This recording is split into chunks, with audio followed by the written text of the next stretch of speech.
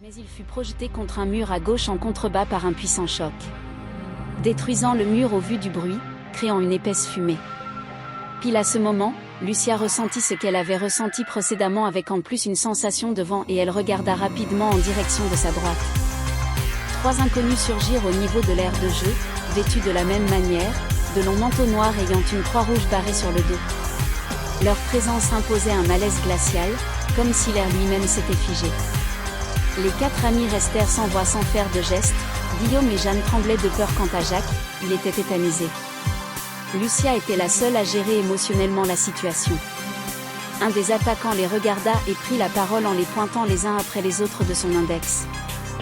Très bien, l'un de vous quatre nous intéresse, ce qui fait que les trois autres vont mourir, comme l'autre qui pendant un court instant a appris à voler, dit-il tout en rigolant avec un des autres membres.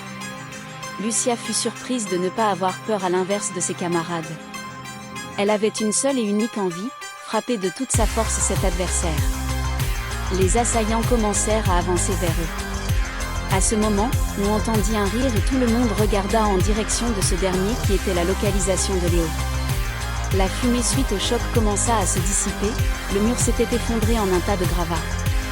La fumée laissa aussi apercevoir une silhouette se tenant debout et qui regardait vers les trois attaquants stupéfaits. Les trois amis restaient choqués suite à ce qu'il s'était passé mais ce qu'il allait advenir.